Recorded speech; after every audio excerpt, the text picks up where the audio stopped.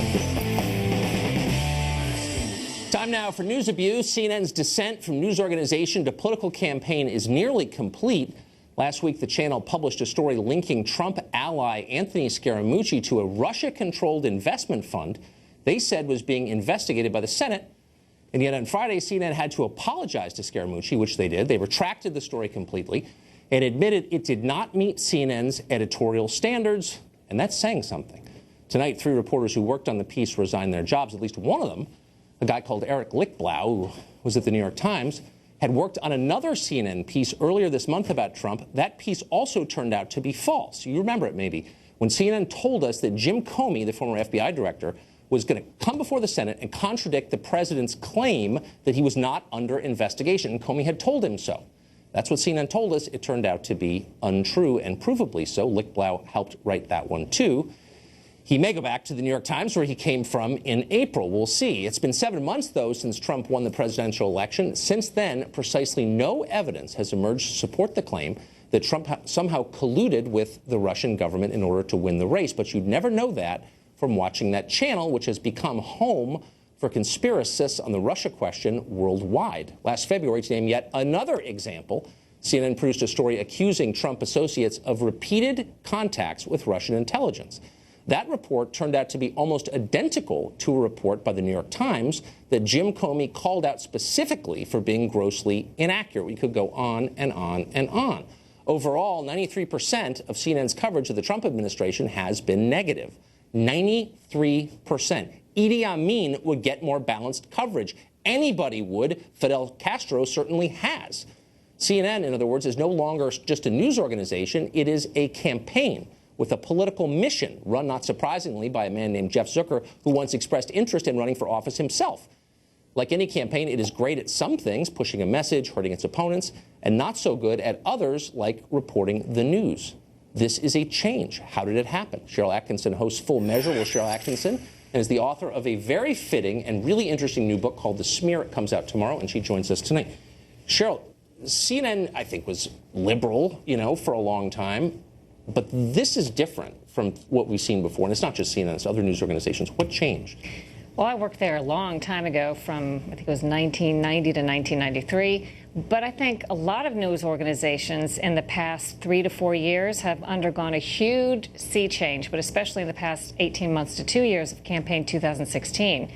And I talk about in the book, I think this is a confluence of factors, including we have now invited pundits and political operatives into our newsroom, not just as commentators and pundits, but also as reporters, anchors, and editorial positions. So sometimes there's a little meaningful difference now, I think, between the people who are reporting the news and the political operatives who want to advance news narratives. That's a problem.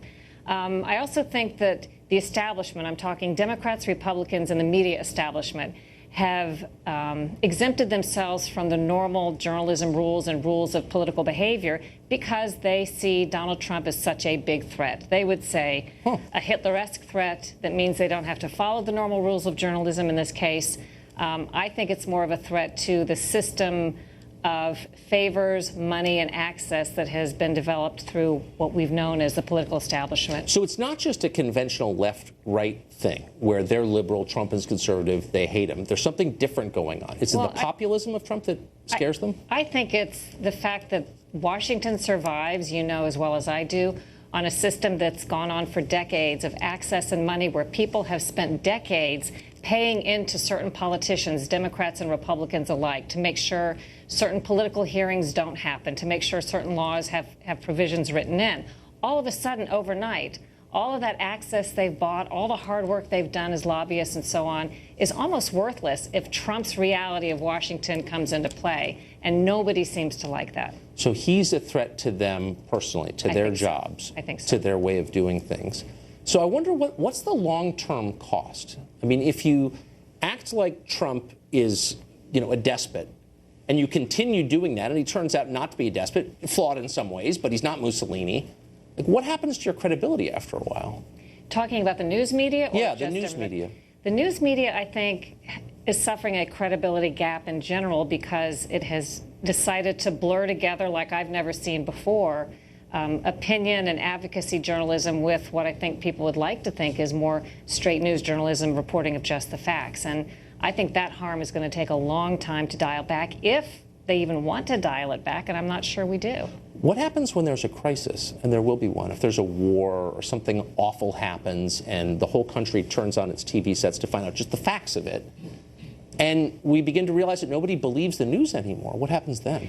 I kind of liken it in the extreme to, the situation as it must be in North Korea. If you have a TV and can watch the news, and it's going to be a version that's approved and put out by the state, I think in some respects we are getting an artificial reality created by people who are putting out narratives, whether Democrats, Republicans, or corporate interests, and people sense, at least some people, that they're not getting an accurate picture. And I think if you're like me, there's very little that I see reported on the news that I instantly believe without doing my own checking, because so many formerly reputable news organizations have been proven to be 180 degrees wrong, not just a little bit wrong.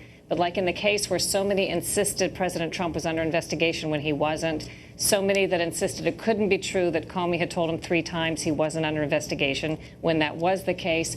These sorts of things with very little repercussions when the reporting turns out to be wrong, based on, I think, highly inadequate standards, reporters doing things that wouldn't be allowed in journalism school, but doing them now with impunity. And you could go even farther back. Trump's going to lose their weapons of mass destruction in Iraq. I mean, time again, no one is ever held to account for lying, in effect. Or getting something woefully wrong because they aren't doing due diligence. Exactly. Cheryl Atkinson, the book is great. Thank you for coming on. Thanks.